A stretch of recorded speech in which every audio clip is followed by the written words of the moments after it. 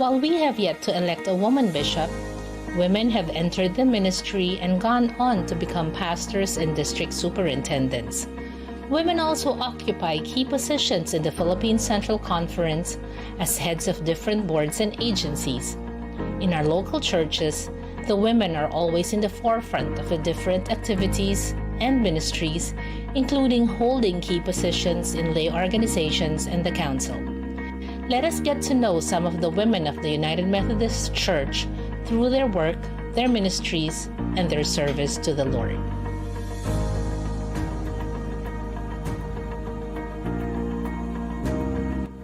A blessed and glorious day to each one of us.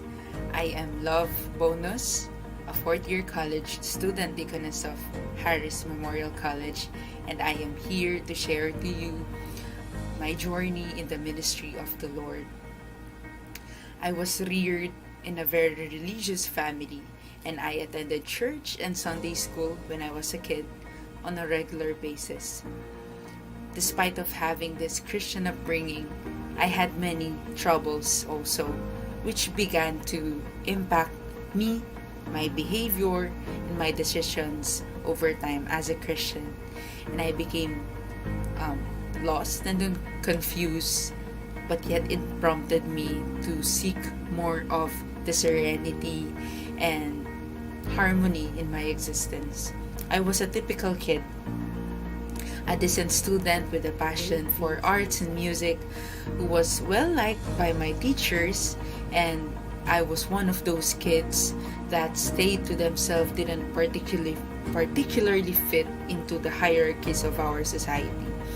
But just when I found God in the most misunderstood, misread, and misinterpreted faith, I discovered comfort, tranquility, and stability.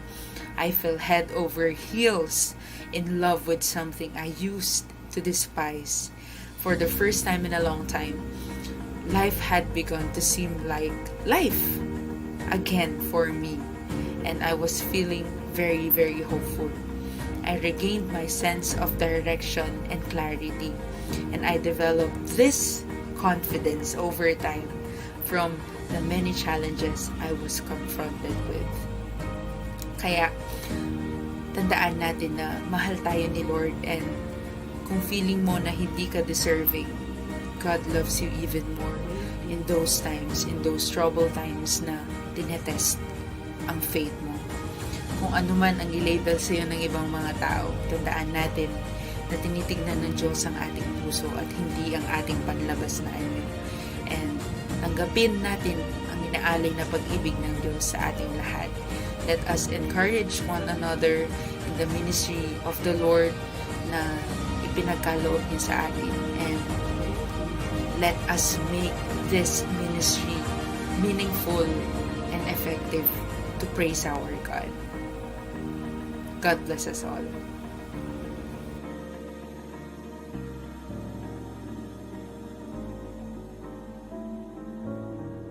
A good day, everyone. I wish everyone a meaningful and happy commemoration of the International Women's Day.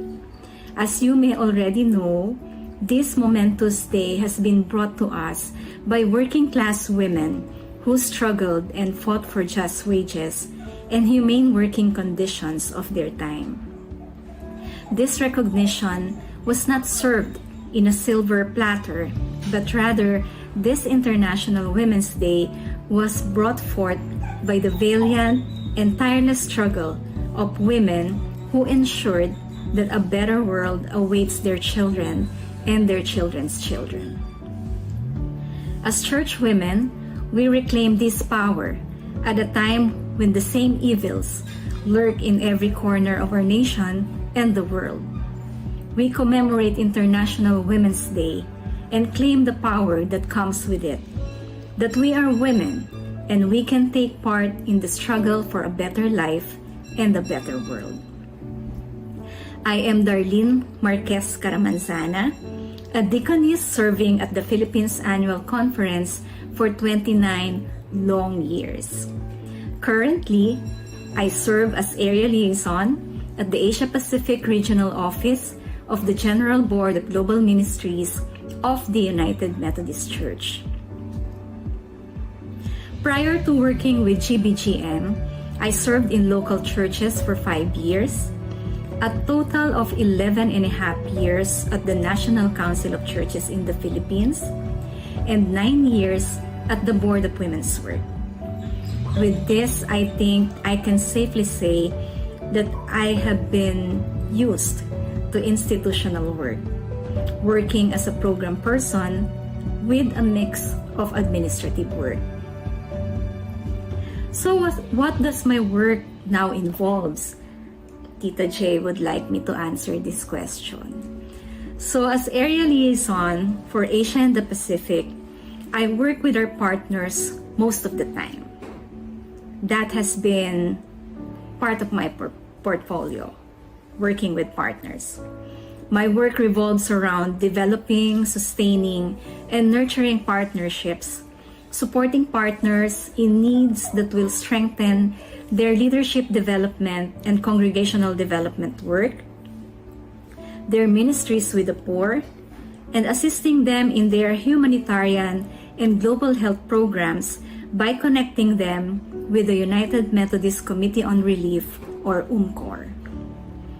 I also develop and explore missionary placements within Asia, discerning and assessing if we can support them through our missionary service, whether through global missionaries or the Global Mission Fellows Program, which is a 2-year mission program for youth and young adults. And since we have missionaries, I also accompany missionaries as they journey through their missionary work as their supervising executive. Wherever or whatever context I work, one thing I treasure is the space that it provides for me in nurturing relationships in the context of ministry and mission. It is so amazing to see how partnership can multiply or enrich your work and at the same time learn from the partners themselves. It takes effort, will, and determination to work with a diverse group of partners, each unique on their own and very different from how you do, implement, or even understand your work. But building relationships always bring out that collaborative spirit, teamwork, and ability to be friends with others whose context may be entirely different from mine or the institution I work with.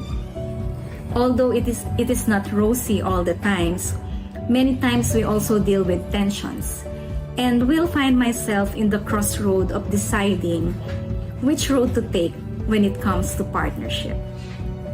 Tensions like, how do I completely understand their context given that it has many differences from mine, and how amidst these differences can we work together?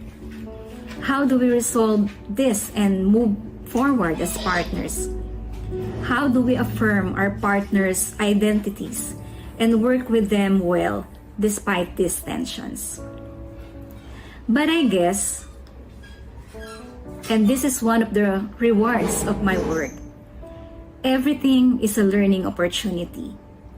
And life will always offer us many processes of learning. I hold on to that, knowing that our journey will always depend on our ability to weather difficulties and see how amidst difficulties, work still continues.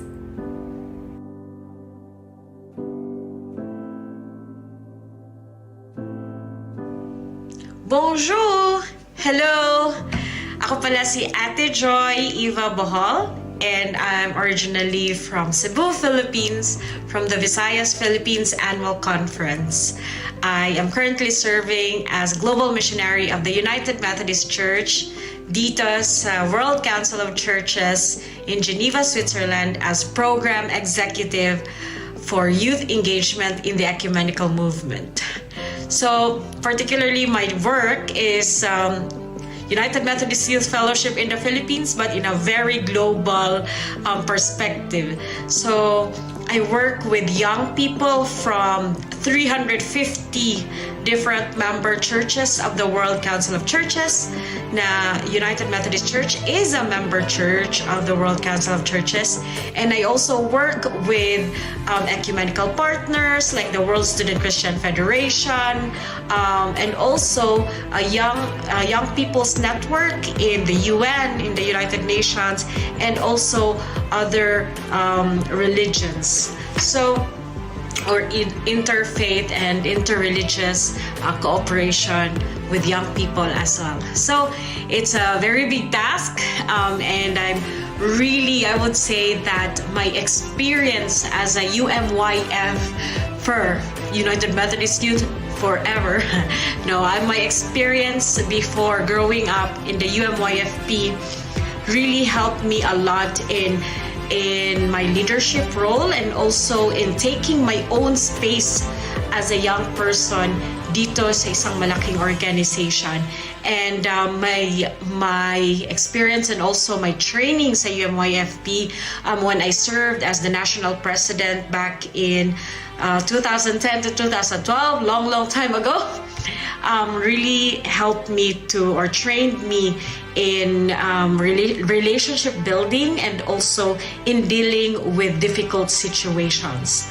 I would say that back then in 2013, when I started as a Global Mission Fellow of the United Methodist Church, I remember that the churches in the Philippines, they were like asking questions. What is this? What is she up to? Because it wasn't that known before, and I was the only Filipina at that time to be in the program, going around different churches and promoting the program.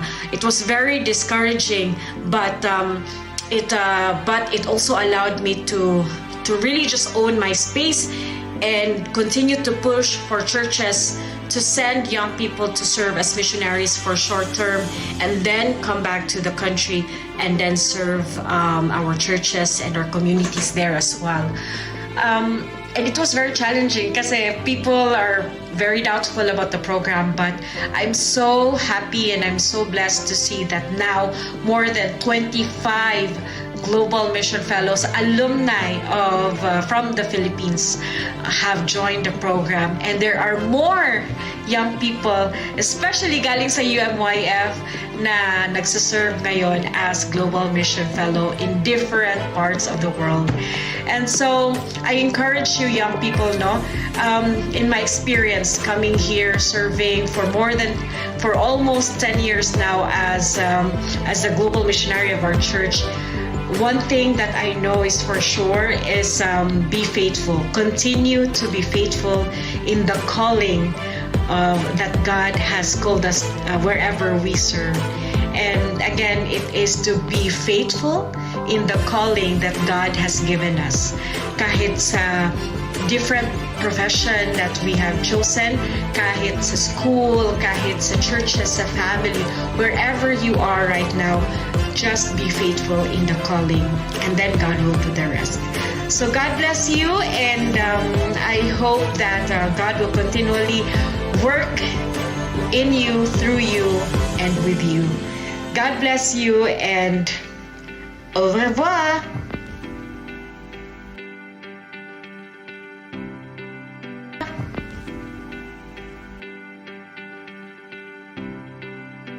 Mapagpalang araw po sa ating lahat. Ako po si Reverend Daisy Pasion Villesa, ang District Superintendent ng Misamis Oriental, Lanao del Norte, at ang pinakaunang babaeng inappoint na DS ng Northeast Mindanao, Philippines Annual Conference. Ako po ay nagpapasalamat sa Diyos dahil kabahagi po ako sa inyong programa at patuloy na ipinataas ang pangalan ng Diyos sa ating buhay. Ang hindi ko pa makalimutan na challenge nung inappoint po ako ang District Superintendent ay marami pong kasama kong pastor na lalaki ang nagsabing babaeng DS, kaya niya kaya. Pero hindi po ito naging hadlang sa akin, kundi binukas ko po ang aking buhay upang maging daluyan ng kabutihan at pagmamahal ng Diyos at makapaglingkod ng may galak, at kasaganahan sa aking puso. Dahil isa lamang yung aking response nung tinawag ako ng Diyos na ibigay ko ang buong buhay ko at patuloy na gumawa ayon sa kalooban ng Diyos. Kaya in-embrace ko yung Hebrew 13:5 na hindi ako pababayaan ng Diyos kundi lagi niya akong sasamahan anuman ang mangyari, anuman kahirap ang lalakbayin ko sa aking ministry. Marami ang nakakatuwa at nagpapasaya sa ministry. Ngunit huwag nating kalimutan na sa kabila ng maraming challenge sa ating ministry, ay ang Diyos na makapangyarihan sa lahat, kapagmahal, at mahabagin ang tumawag sa atin. Kaya hindi nawa maging hadlang ang mga challenge na nakakasakit, nakakaiyak, o anumang mga karanasan, kundi tingnan natin ito na pintuan ng ministeryo upang magawa natin kung ano yung layunin ng Diyos at ano yung inihanda niya na mabuti para sa ating ministry. Challenge din sa atin itong pandemya, ngunit hindi ito inalaw ng Diyos para tayo ay malugmok, kundi inalaw niya ito upang tayong lahat ay maging mabunga at maging daluyan ng pagpapala ang ating buhay. Kaya magpatuloy lang po tayo sa ministry dahil ang tumawag sa atin ay ang Diyos na may-ari ng ating buhay at ang Diyos na may-ari ng sanlibutan at nasa kamay niya ang kabutihan natin at ang maranyang buhay. Nakasama siya lagi sa ating paglalakbay. Maraming salamat po at pagpalain po tayo ng ating Diyos na mapagmahal sa lahat.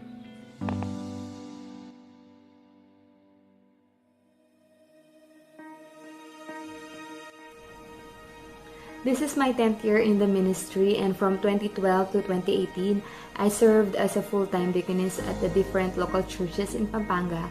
And 2018 up until present, I work with the Philippine Central Conference Board of Women's Work, which is a program agency for women, youth, and children. I am also one of the youth advisors of the National United Methodist Youth Fellowship in the Philippines. Ever since talaga I really love the kabataan, sa mga kabataan. And from the moment na naging worker ako, church worker, ay naging worker with youth na rin ako. And at present then, I am assigned as the chairperson of the Pampanga Philippines Annual Conference Commission on the Status and Role of Women. We specifically work with different lay organizations of the church, such as the National United Methodist Women's Society of Christian Service, the Commission on Deaconess Service, the National United Methodist Clergy Women Association, the National Clergy Spouses Association, and we also work with the National United Methodist Youth Fellowship in the Philippines. We also work with different local and international partners that caters programs for and with people living with HIV and people with disability. We also work with different organizations that upholds the rights of the vulnerable, such as the families of victims of war on drugs, the returning migrant workers and trafficked women, and those women and children who experience violence. We also work with different organizations and sectors that pushes forward environmental and gender justice, and we also work with those who provide programs for leadership development and economic empowerment for women, youth, and children.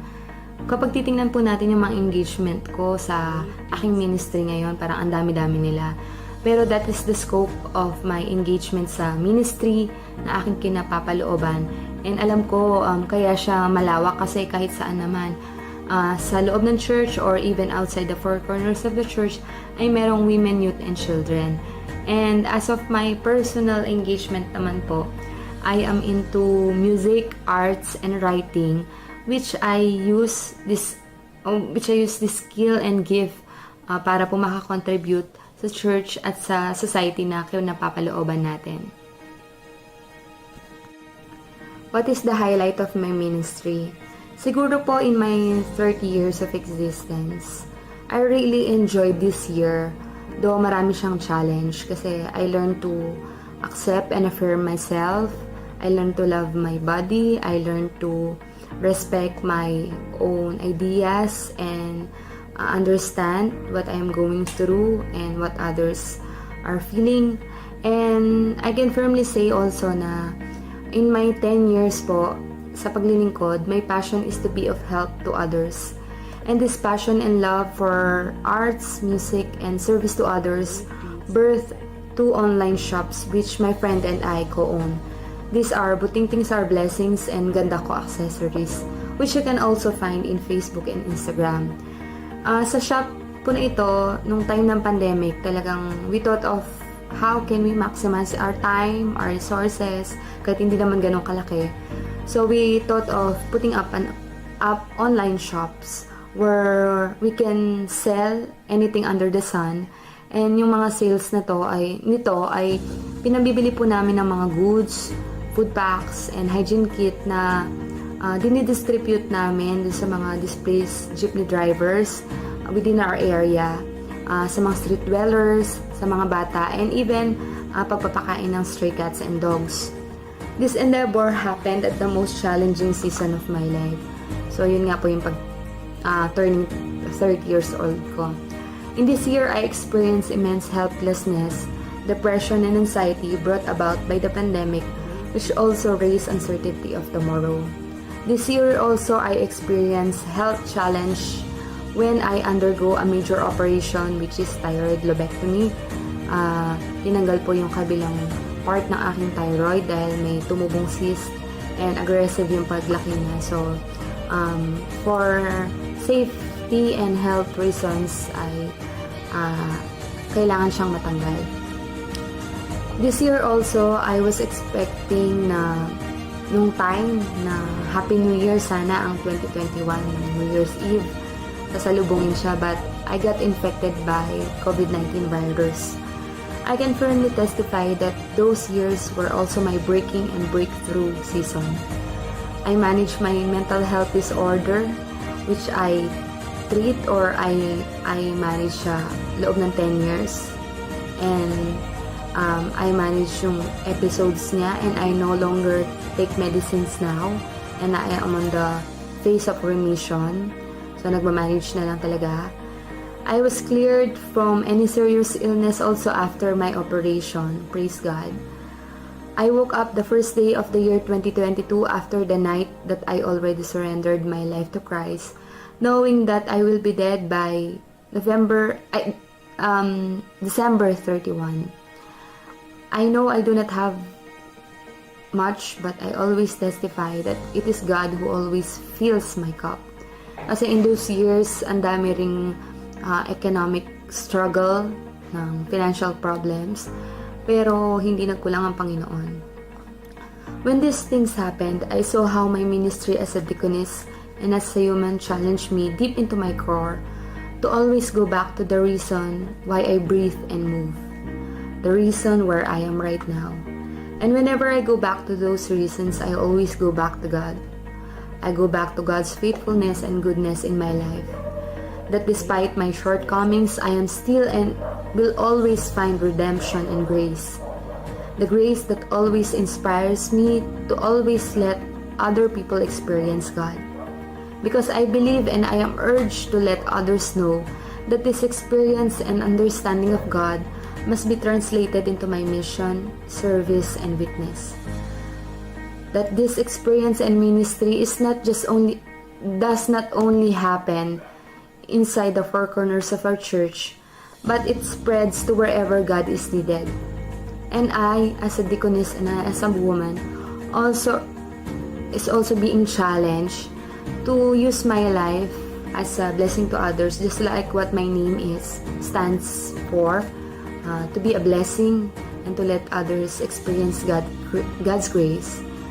I also believe that the church can happen anywhere because God is everywhere. Even in the time of pandemic na nagsara yung mga churches, we saw how people live in solidarity and supported one another. And even in those challenging times, we find hope despite of all the uncertainties. And we were challenged to live in the moment and live the best days of our lives and to always seize the moment. Siguro naging ganun po yung ano ko sa buhay, naging testimony. So, I always look up to and live my days ng aking hashtag na para kanino ko to ginagawa, para saan ko to ginagawa. Kaya, as a woman, I am happy and I affirm my identity in Christ and my mission to other people to love God and to love others just like what the greatest commandment tells us to do so. Thank you po and God bless. Ako po si Pastor Rubinel Estrella, isa sa mga pastor ng Philippines Annual Conference at kasalukuyang pong naglilingkod bilang treasurer ng Philippine Central Conference. Isa pong malaking karangalan para sa akin ang tumugon sa tawag ng Panginoon at maglingkod bilang isang babaeng pastor sa ating iglesia. Hindi po ito naging madali. Nagsisimula pa lamang po ako sa ministry. Meron pong isang matandang lalaking pastor na nagsabi sa akin na wala pang naging matagumpay na babaeng pastor dito sa PAC. Medyo na-discourage po ako kasi nagsisimula pa lamang po ako noon. Subalit, nakita ko na ito po ay naging hamon para sa akin upang pagbutihin ko ang aking ministeryo. Although my ministry as a clergywoman is not about being successful in my appointments, maraming mga churches ang hindi pa rin tanggap ang mga babaeng pastor. Pero higit po mas maraming mga churches sa ating iglesia ang nagmamahal, sumusuporta, gumagalang sa mga babaeng pastor na tinatalaga sa kanila. Ang pinakamalaking challenge po para sa akin, sa aking ministry, ay nung ako po ay i-appoint ni Bishop Solito Toquero bilang District Superintendent ng Northwest Metro Manila District dito sa PAC. Napakarami pong hamon, napakabigat na responsibilidad, lalo na po na noong panahon yon ay 11 taon pa lamang ako sa ministeryo. Subalit, sa biyaya at karunungan na nagmumula sa ating Panginoon, napagtagumpayan ko po ang mga hamong ito at natapos ko po yung aking termo yun. Naglingkod ako sa loob ng 8 taon. Tunay nga po na hindi nagiging madali para sa atin, mga kababaihang pastor, mga kababaihang laiko, mga kamanggagawang diakonesa, yung maglingkod sa ating iglesia bilang mga kababaihan. Subalit isang bagay po ang tiyak, ang ating Panginoon na tumawag sa atin, ang gagabay sa atin, ang magbibigay sa atin ng kapangyarihan, lakas ng loob at karunungan upang tayo ay makapagpatuloy, upang maganap natin yung ipinagkatiwalang tungkulin sa atin ng ating Panginoon. Marami pong unique ministry sa mga kababaihan. At sa lahat ng ito, ang ating pong Panginoon, ang ating itinataas at pinararangalan. Kaya, huwag po tayong matakot, tanggapin lamang natin ang hamon ng paglilingkod. And we can always be assured that God will be with us every step of the way.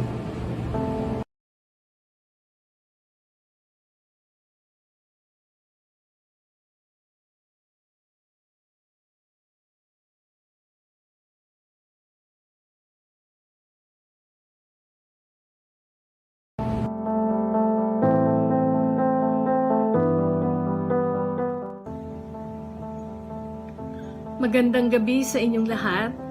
Ako ang inyong lingkod, Rosiana Canlas Mendoza, Chairperson ng Sandmayer United Methodist Church, Church Council. Bayaan ninyong ibahagi ko ang aking karanasan bilang isang lay leader bago ako naging Chairperson ng Council. Alam ko na mabigat ang responsibilidad ng isang lay leader. Una, kailangan may pagmamahal sa Diyos at sa kapitbahay. Pangalawa, ang lay leader dapat may compassion, discernment, helpful, of strong faith, has leadership and servanthood qualities, gaya ng nakasaad sa UMC Book of Discipline. At pangatlo, ang lay leader ay representative ng laiko ng isang kongregasyon sa pakikipag-ugnayan sa pastor para sa mission at vision ng isang iglesia. Kaya ang tanong ko sa sarili ko, kaya ko ba ito? Kaya ko bang magmahal sa aking kapwa, pati na rin yung unlovable? Mayroon ba akong strong leadership qualities at servanthood? Kaya ko bang maging isang role model ng Christian discipleship at faith sa salita at gawa? Gayon na lang ang aking pagdasal. Lord, create in me a clean and humble heart. Make me worthy of this lay leadership that has been placed upon my shoulders. Lord, please show me the way. And so the first thing I had to do was make peace with those members of the church whose ideas were contrary to mine. Sabi ko, kalimutan na natin ang mga nakaraang misunderstandings natin. We need to forgive, understand, and love each other so that we may move on as one united congregation.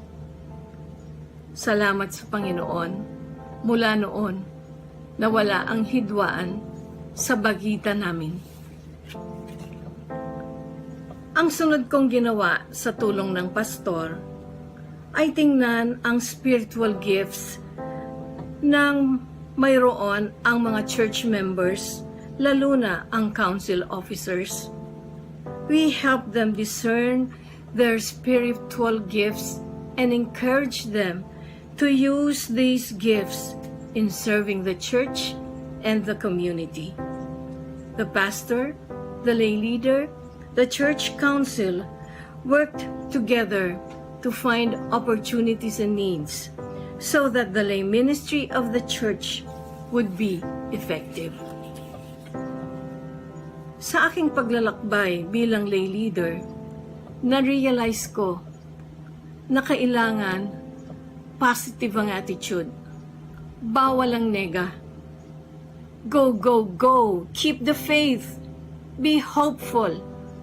Kailangan makita ng church members na kaya nating gawin ang maraming bagay upang matupad ang ating misyon.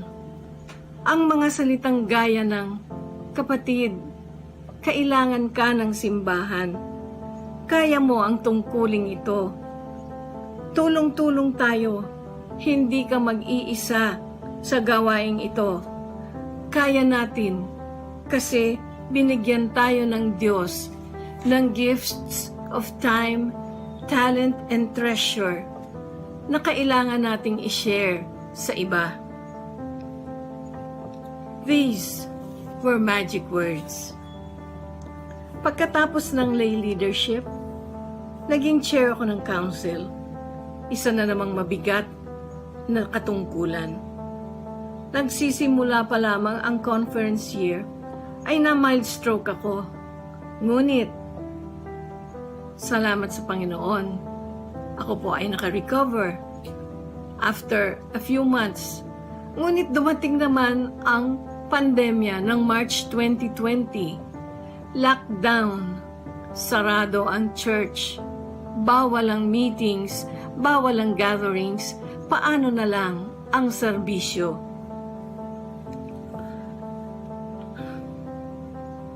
Ngunit dahil bold and brave ang bawat isa sa amin sa pangunguna at sa mahusay na paraan at higit sa lahat sa presensya ng Holy Spirit, nakapag-broadcast live sila Pastor Mendilio at Kuya Jerry. The rest is history. Through chat groups, We encouraged one another. We met through Zoom and Messenger, planning activities, planning how to implement these programs and activities via Zoom. Mayroon pong malalakas ang loob na kahit na may pandemya, basta may pagkakataon, pupunta sa church at gaganapin ang mga tungkulin nila. The virtual choir and the multimedia teams were created, and through their tireless efforts and selfless dedication, former church members living abroad and new friends began to watch our online services and joined online activities. Today, despite and in spite of the pandemic, we are more than ever busy serving the community and spreading God's word of love and service.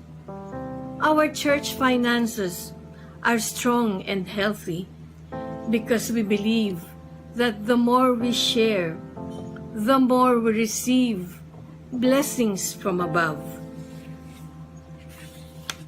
A lay leader is like a mother to her children. She nourishes and encourages her children to cultivate their talents and to reach their potential.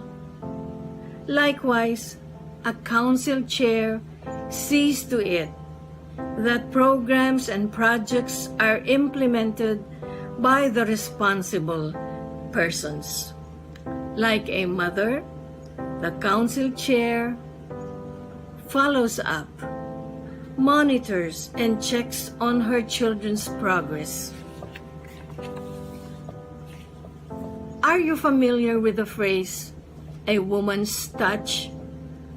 A woman's touch evokes tenderness, tender words, and a tender smile.